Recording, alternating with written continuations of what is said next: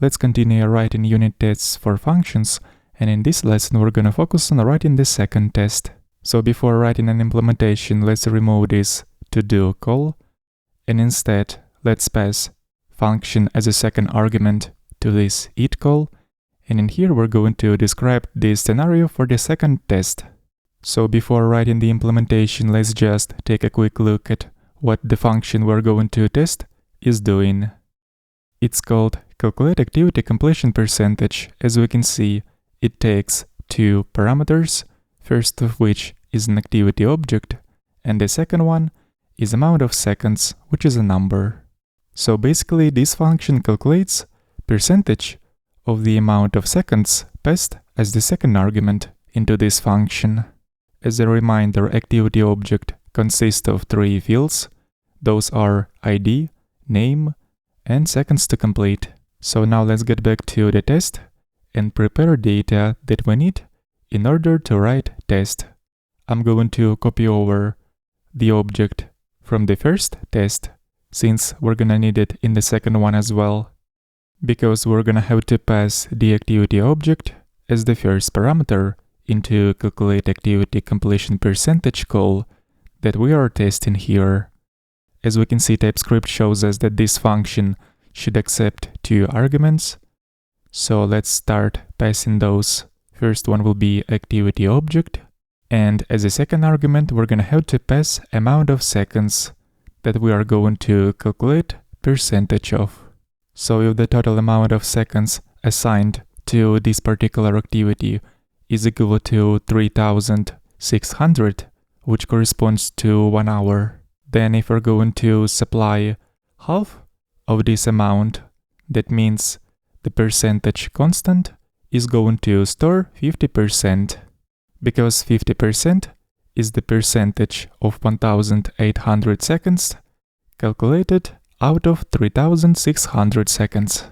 But firstly, let's just calculate what we're gonna get if we're going to pass 0 in here. Let's write the check in the third part of this test. We'll use function accept and pass result of calculate activity completion percentage function, and then we're going to compare the result by using another method called toBe. This method is usually used to compare values of primitive types, strings, numbers, or booleans. So in here we have to check that percentage stores 0. We're doing it like so. So after this we can see that all tests have passed successfully. But usually it is a good idea to change implementation of the function in order to see the test failing, to make sure that we are testing the right thing. So in here I'm going to remove this part from the function implementation, and we are supposed to see the test failing now. But even after we have removed that part, we are still seeing that the test is passing, which tells us that our test for now is not covering all use cases.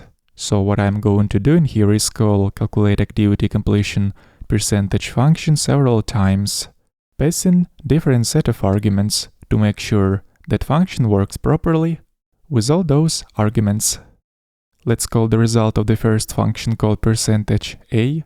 The second one will call percentage B, and in this case, instead of passing 0, let's pass 1800 seconds, which is twice less than total amount of seconds assigned to the activity in seconds to complete field.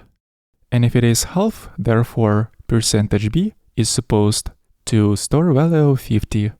So we are verifying it in the same way by calling function expect and then calling toBe and comparing value inside percentage B with 50, like so. And this time test has revealed an error, so we know that for now our function is behaving in a wrong way. So let's get back to activities.ts and discard that change that we have previously made to make the test fail. After this, all tests are passing.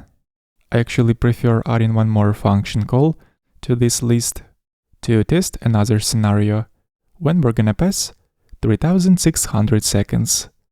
So in this case, we are supposed to get 100 in percentage C constant, because 3600 seconds is exactly amount of seconds assigned to seconds to complete field of this activity.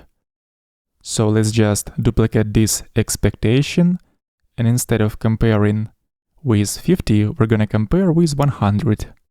And there we go. So far, all our tests are passing, which means calculate activity completion percentage function behaves as we expect.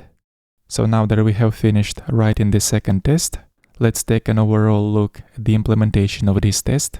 And here we also can see 3 clearly defined parts. The part where we are preparing the data needed for testing. The second part is where we're calling the function under the test. And the third part is where we are describing all our expectations. But sometimes it might be useful to combine some of these parts into one. For example, in this test, I prefer combining the second part and the third one. So instead of calling all those functions separately and assigning return values to constants, I prefer calling these functions in line right inside expect function.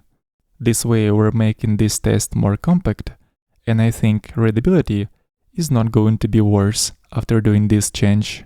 So I prefer to keep it like this. It's always a good idea to check if all tests are still passing after doing any kind of refactoring. And they do.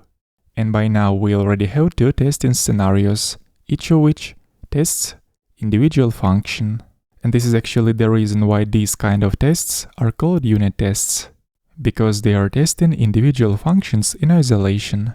So by having these 2 tests, we can be sure that anytime we're going to refactor any of these functions that we are testing, if we're going to make a mistake by changing something that is going to cause these tests to fail, we will be notified right away thanks to our tests.